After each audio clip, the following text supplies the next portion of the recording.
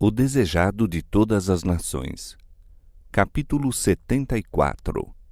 Getsêmani. Em companhia dos discípulos, fez o Salvador vagarosamente o caminho para o jardim de Getsêmani. A lua pascual, clara e cheia, brilhava num céu sem nuvens. Silenciara a cidade de tendas de peregrinos.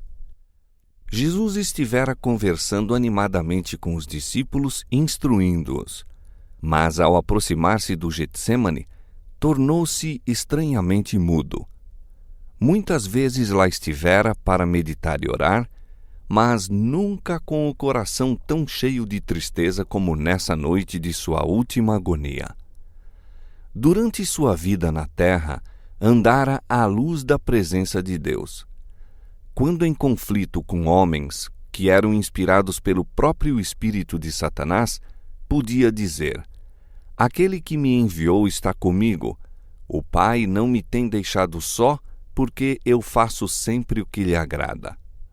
Agora, porém, parecia excluído da luz da mantenedora presença de Deus. Era então contado entre os transgressores.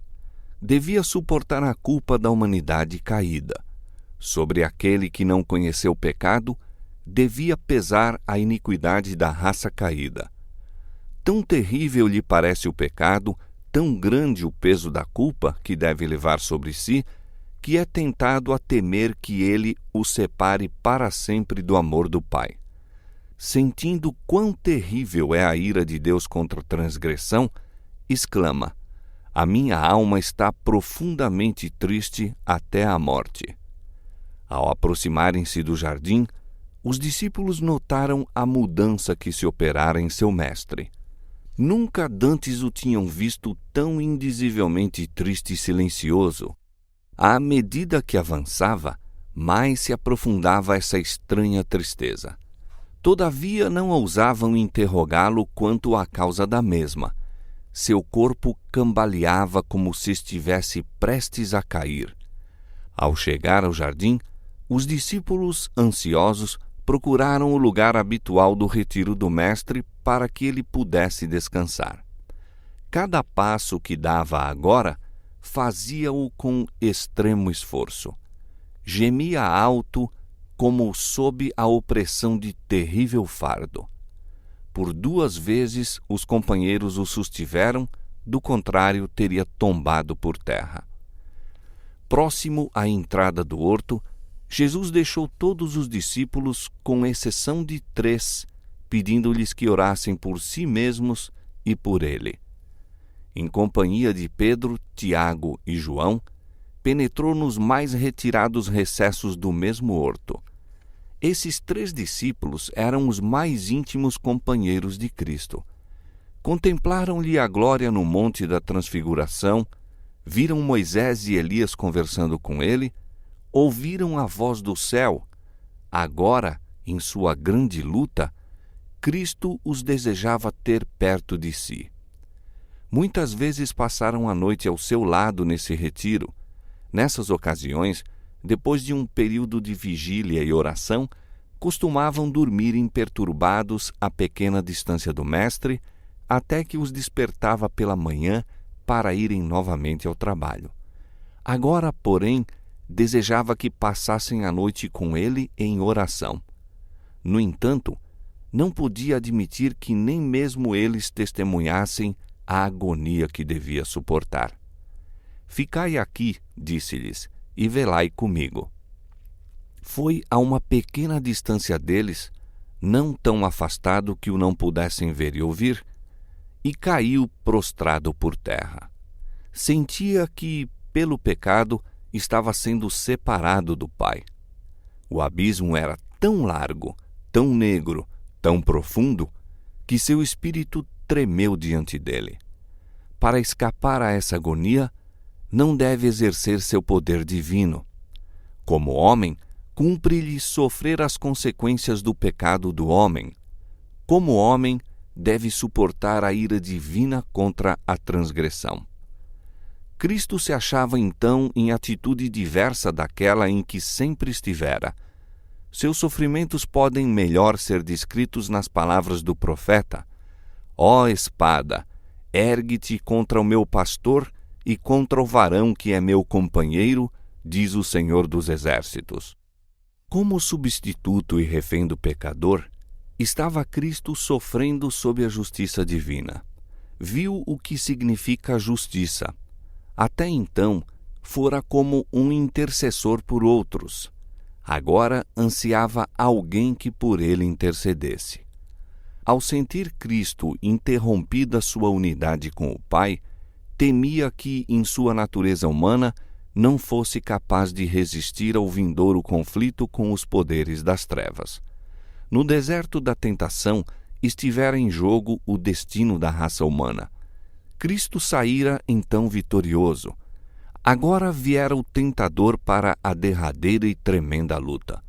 Para isso se preparara ele durante os 3 anos de ministério de Cristo. Tudo estava em jogo para ele. Falhasse aqui, e estava perdida sua esperança de domínio. Os reinos do mundo tornar-se-iam afinal possessão de Cristo. Ele próprio seria derrotado e expulso. Mas se Cristo pudesse ser vencido, a terra se tornaria para sempre o reino de Satanás e a raça humana estaria perpetuamente em seu poder. Com os resultados do conflito perante si, a alma de Cristo se encheu de terror da separação de Deus. Satanás dizia-lhe que, se tornasse o penhor de um mundo pecaminoso, seria eterna separação. Ele se identificaria com o reino de Satanás e nunca mais seria um com Deus. E que se lucraria com esse sacrifício? Quão desesperadas pareciam a culpa e a ingratidão humanas!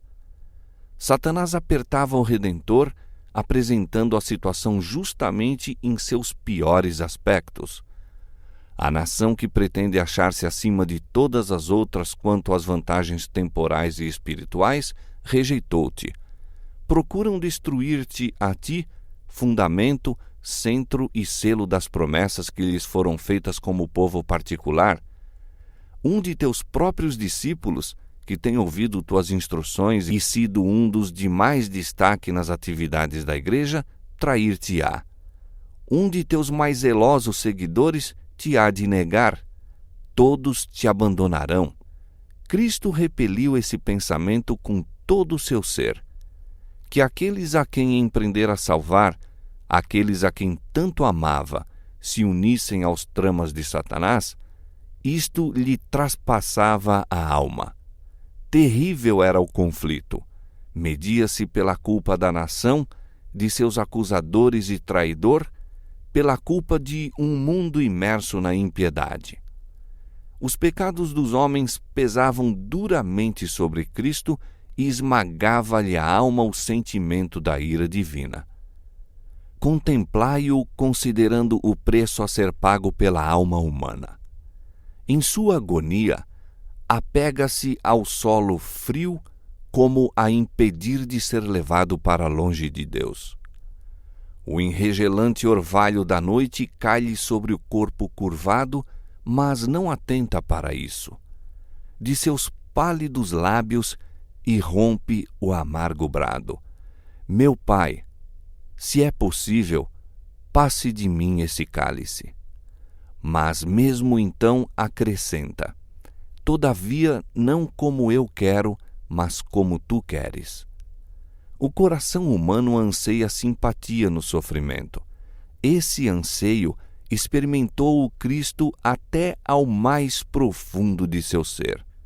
Na suprema angústia de sua alma, foi ter com os discípulos com aflitivo desejo de ouvir algumas palavras reconfortantes daqueles a quem tantas vezes concedera bênçãos e conforto e escudara na dor e na aflição.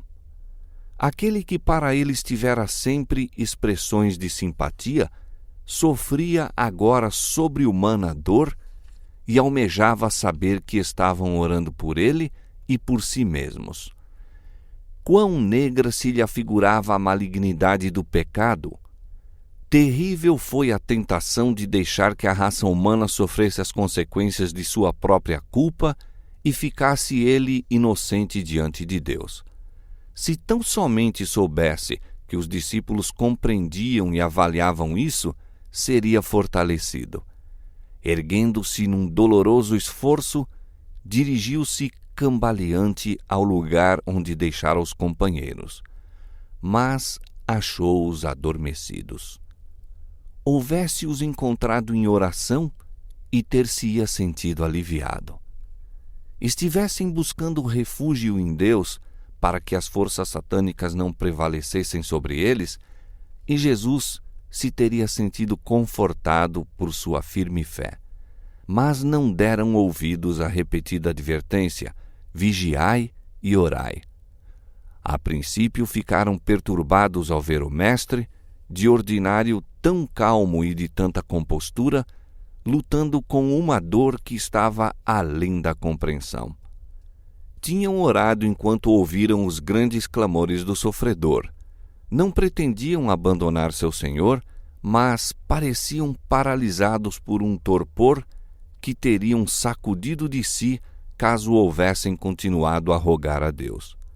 Não compreendiam a necessidade de vigilância e fervorosa súplica a fim de resistir à tentação. Mesmo antes de se dirigir para o horto, Jesus dissera aos discípulos: todos vós esta noite vos escandalizareis em mim. Haviam-lhe assegurado firmemente que o acompanhariam à prisão e à morte, e o pobre, presunçoso Pedro acrescentara: ainda que todos te escandalizem em ti, eu nunca me escandalizarei. Mas os discípulos confiavam em si mesmos. Não olharam para o poderoso ajudador, como Cristo os aconselhara a fazer. Assim, quando o Salvador se encontrava em mais necessidade das simpatias e orações deles, foram achados dormindo. Mesmo Pedro dormia. E João, o amorável discípulo que se reclinara ao peito de Jesus, estava adormecido. Certamente o amor de João por seu mestre o deveria ter mantido desperto. Suas fervorosas orações se deveriam ter misturado às do amado Salvador no momento de sua suprema aflição. O Redentor passara noites inteiras orando pelos discípulos para que sua fé não desfalecesse. Fizesse Jesus agora a Tiago e a João a pergunta que uma vez lhes dirigira: podeis vós beber o cálice que eu hei de beber e ser batizados com o batismo com que eu sou batizado? E eles não teriam ousado responder: podemos. Os discípulos acordaram à voz de Jesus, porém mal o conheceram, tão mudado estava seu semblante pela angústia. Dirigindo-se a Pedro, Jesus disse: Simão, dormes? Não podes vigiar 1 hora? Vigiai e orai para que não entreis em tentação. O espírito, na verdade, está pronto, mas a carne é fraca. A fraqueza dos discípulos despertou a simpatia de Jesus. Temia que não fossem capazes de resistir à prova que lhes sobreviria em sua entrega e morte. Não os reprovou, mas disse: vigiai e orai para que não entreis em tentação. Mesmo em sua agonia, buscava desculpar-lhes a fraqueza. O espírito, na verdade, está pronto, disse, mas a carne é fraca. Novamente foi o Filho de Deus tomado de sobre-humana aflição e, desfalecido e exausto, arrastou-se outra vez para o lugar de sua luta anterior. Seu sofrimento era ainda maior que antes. Ao sobrevir-lhe a agonia da alma, seu suor tornou-se em grandes gotas de sangue que corriam até ao chão. Os ciprestes e as palmeiras foram as silenciosas testemunhas de sua angústia. Dos folhudos ramos caía denso orvalho sobre seu corpo prostrado, como se a natureza chorasse sobre seu autor, sozinho em luta contra os poderes das trevas. Pouco tempo antes, Jesus se mostrara qual vigoroso cedro, resistindo à tempestade da oposição que desencadeava contra ele sua fúria. vontades obstinadas e corações cheios de maldade e sutileza, em vão lutaram para o confundir e oprimir. Apresentara-se em divina majestade como o Filho de Deus. Agora era como uma cana açoitada e pendida por furiosa tempestade. Vencedor, aproximara-se da consumação de sua obra, havendo conquistado a cada passo a vitória sobre os poderes das trevas. Como já glorificado, asseverara ter unidade com Deus. Com firmes acentos entoara seus cânticos de louvor, dirigira aos discípulos palavras de ânimo e ternura. Agora chegara a hora do poder das trevas. Agora se lhe ouvia a voz no silêncio da noite, não em notas de triunfo, mas plena de humana angústia. As palavras do Salvador foram levadas aos ouvidos dos entorpecidos discípulos. Meu Pai, se este cálice não pode passar de mim sem eu o beber, faça-se a tua vontade. O primeiro impulso dos discípulos foi ir ter com ele, mas pedira-lhes que ficassem ali, velando em oração. Quando Jesus chegou a eles, achou-os ainda adormecidos. De novo sentira ele o anseio da companhia, de algumas palavras dos discípulos que trouxessem alívio e quebrassem o encanto das trevas que quase o venciam. Mas seus olhos estavam cegados e não sabiam que responder-lhe. Sua presença os despertou. Viram-lhe o rosto manchado com o suor sanguinolento da agonia e encheram-se de temor. Sua angústia mental não a podiam compreender. O seu parecer estava tão desfigurado, mais do que o dos outros filhos dos homens. Voltando, Jesus tornou a procurar o seu retiro, caindo prostrado, vencido pelo horror de uma grande treva. A humanidade do Filho de Deus tremia naquela probante hora. Não orava agora pelos discípulos para que a fé deles não desfalecesse, mas por sua própria alma assediada de tentação e angústia. O tremendo momento chegara, aquele momento que decidiria o destino do mundo. Na balança oscilava a sorte da humanidade. Cristo ainda podia, mesmo então, recusar beber o cálice reservado ao homem culpado.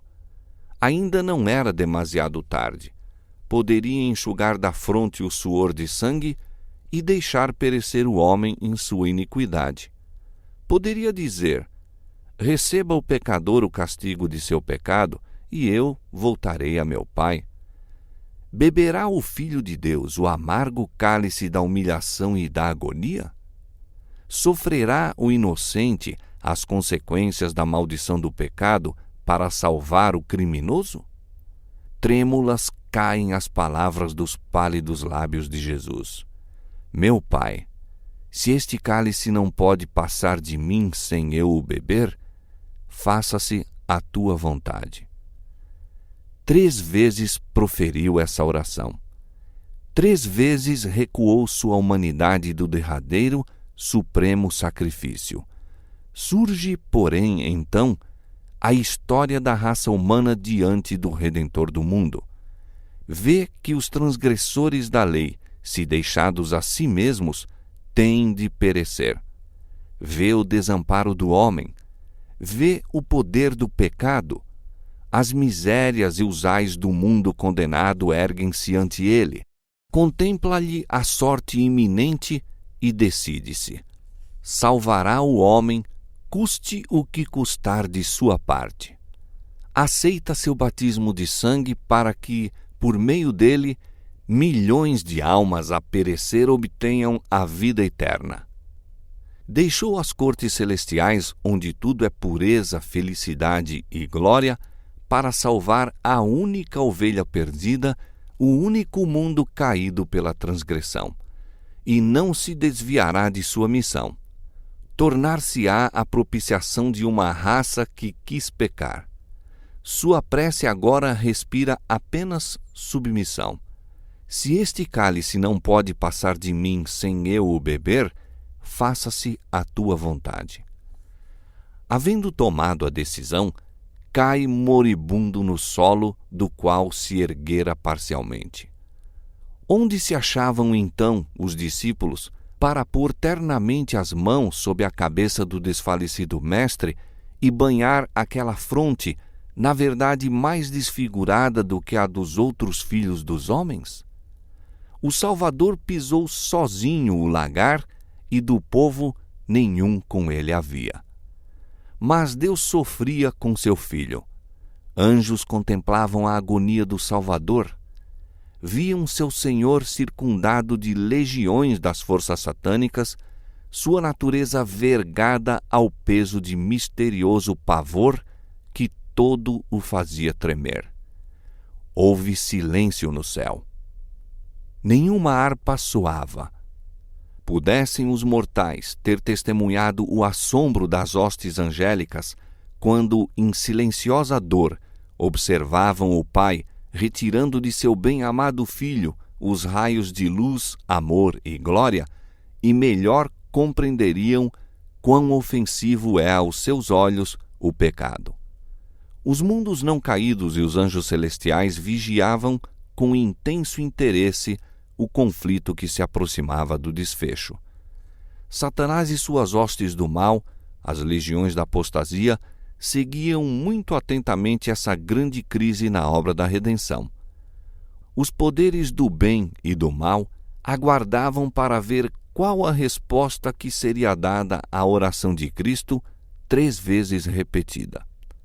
Os anjos anelavam trazer alívio ao divino sofredor, mas isso não podia ser. Nenhum meio de escape havia para o Filho de Deus.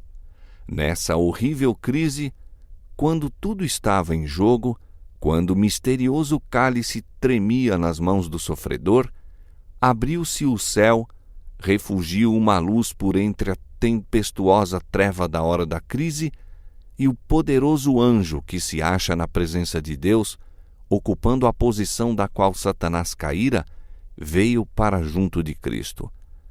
O anjo não veio para tomar-lhe o cálice das mãos, mas para fortalecê-lo a fim de que o bebesse com a certeza do amor do Pai.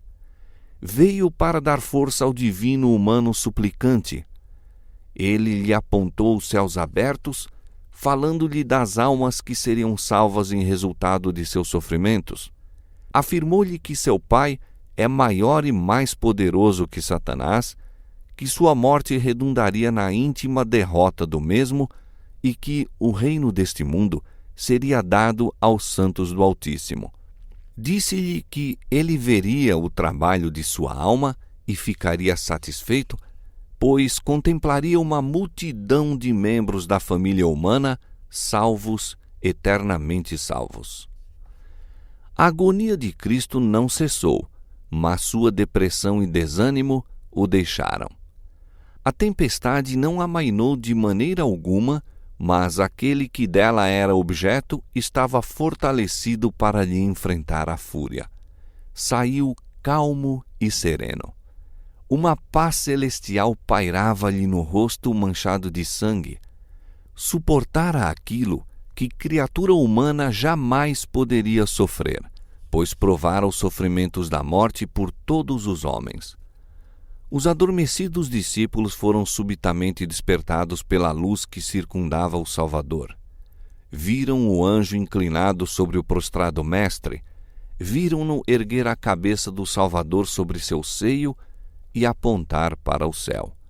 Ouviram-lhe a voz, qual música suave, proferindo palavras de conforto e esperança. Os discípulos recordaram a cena do Monte da Transfiguração. Lembraram a glória que, no templo, envolvera Jesus e a voz de Deus que falara da nuvem. Agora se revelava aquela mesma glória e não tiveram mais temor pelo Mestre. Ele se achava sob o cuidado de Deus. Um poderoso anjo fora enviado para o proteger. Novamente, os discípulos, em sua fadiga, cedem àquele estranho torpor que os domina. novamente Jesus vai os encontrar adormecidos. Contemplando-os dolorosamente, diz ele: Dormi agora e repousai. Eis que é chegada a hora e o Filho do Homem será entregue nas mãos dos pecadores. Mesmo ao proferir essas palavras, ouviu as pisadas da turba que vinha em sua procura e disse: Levantai-vos, partamos, eis que é chegado o que me trai. Nenhum vestígio de sua recente agonia se podia divisar ao adiantar-se Jesus para enfrentar o traidor. Achando-se à frente dos discípulos, disse: A quem buscais? Responderam: A Jesus Nazareno. Jesus disse: Sou eu.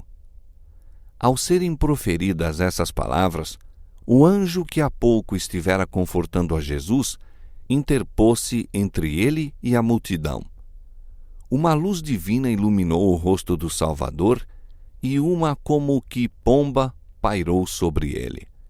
Em presença dessa divina glória, a turba assassina não pôde permanecer um momento. Cambalearam em recuo.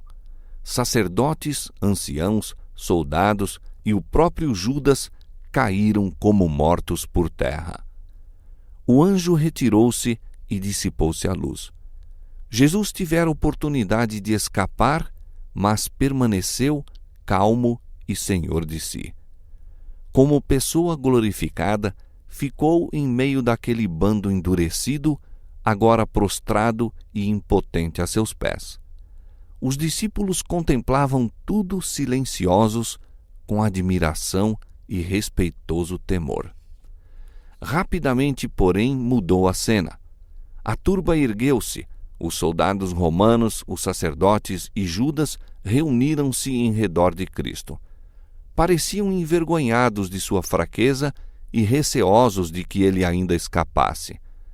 Novamente fez o Redentor a pergunta: A quem buscais? Tinham tido a prova de que aquele que se achava diante deles era o Filho de Deus, mas não se queriam convencer. À pergunta: A quem buscais? Tornaram a responder: A Jesus Nazareno. O Salvador disse então: Já vos disse que sou eu. Se vós me buscais a mim, deixai ir estes. E apontou aos discípulos. Sabia quão fraca era a fé deles e buscou escudá-los contra a tentação e a prova. Por eles estava pronto a se sacrificar. Judas, o traidor, não esqueceu a parte que devia desempenhar. Quando a turba penetrou no horto, fora ele que a conduzira, seguido de perto pelo sumo sacerdote. Aos perseguidores de Jesus deram um sinal, dizendo: O que eu beijar é esse, prendei-o. Pretende então não ter parte nenhuma com eles. Achegando-se a Jesus, toma-lhe a mão como um amigo familiar. Com as palavras: Eu te saúdo, Rabi. Ele o beija repetidamente e parece chorar, como sentindo com ele o perigo que corria. Jesus lhe disse: Amigo, aqui vieste? A voz tremia-lhe de dor ao acrescentar: Judas, com um beijo traís o Filho do Homem? Esse apelo deveria ter despertado a consciência do traidor e tocado seu obstinado coração. Mas a honra, a fidelidade e a brandura humana o haviam abandonado. Permaneceu ousado e em desafio, não mostrando nenhuma disposição de abrandar-se. Entregara-se a Satanás e não tinha poder para lhe resistir. Jesus não recusou o beijo do traidor. A massa tornou-se ousada ao ver Judas tocar a pessoa daquele que, tão pouco antes, fora glorificado diante de seus olhos. Apoderaram-se, pois, de Jesus e começaram a atar aquelas preciosas mãos que sempre se haviam empregado em fazer bem. Os discípulos haviam julgado que o mestre não sofreria ser aprisionado, pois o mesmo poder que fizera com que os da turba caíssem como mortos, mantê-los-ia impotentes até que Jesus e seus companheiros escapassem. Ficaram decepcionados e indignados ao verem as cordas trazidas para ligar as mãos daquele a quem amavam. Em sua indignação, Pedro puxou precipitadamente da espada e procurou defender o mestre, mas apenas cortou uma orelha do servo do sumo sacerdote. Quando Jesus viu o que fora feito, soltou as mãos, ainda que firmemente presas pelos soldados romanos, e dizendo: "Deixai-os, basta", tocou a orelha e esta sarou instantaneamente. Disse então a Pedro: "Mete no seu lugar a tua espada, porque todos os que lançarem mão da espada, a espada morrerão. Ou pensas tu que eu não poderia rogar agora a meu Pai, e que ele não me mandaria mais de 12 legiões de anjos? Uma legião em lugar de cada um dos discípulos. Oh, por que pensaram os discípulos, não se salva ele a si mesmo e a nós?" Respondendo a seu pensamento não expresso, acrescentou: "Como, pois, se cumpririam as Escrituras, que dizem que assim convém que aconteça? Não beberei eu o cálice que o Pai me deu?" A dignidade oficial dos guias judaicos não os impediu de se unirem à perseguição de Jesus. Sua prisão era coisa demasiado importante para ser confiada a subordinados. Os astutos sacerdotes e anciãos se juntaram à polícia do templo e à plebe para seguir Judas ao Getsêmane. Que companhia para aqueles dignitários se unirem! Uma turba ávida de excitação e armada com toda espécie de instrumentos, como para perseguir um animal selvagem. Voltando-se para os sacerdotes e anciãos, Cristo neles fixou o penetrante olhar. As palavras que ele proferiu jamais as esqueceriam enquanto vivessem. Foram como setas agudas do Todo-Poderoso. Com dignidade, disse: "Saíste contra mim como para um ladrão ou salteador, com espadas e varapaus. Todos os dias me assentava ensinando no templo. Tinhais oportunidade de deitar-me às mãos e nada fizestes. A noite é mais adequada para a vossa obra, mas esta é a vossa hora e o poder das trevas." Os discípulos ficaram aterrorizados ao ver que Jesus permitia que o prendessem e ligassem. Escandalizaram-se de que ele suportasse essa humilhação feita a si e a eles. Não lhe podiam entender a conduta e censuraram-no por se submeter à turba. Em sua indignação e temor, Pedro propôs que se salvassem a si mesmos. Seguindo essa sugestão, todos os discípulos, deixando-o, fugiram. Mas Cristo predissera essa deserção. "Eis que chega a hora", dissera, "e já se aproxima, em que vós sereis dispersos, cada um para sua parte, e me deixareis só. Mas não estou só, porque o Pai está comigo."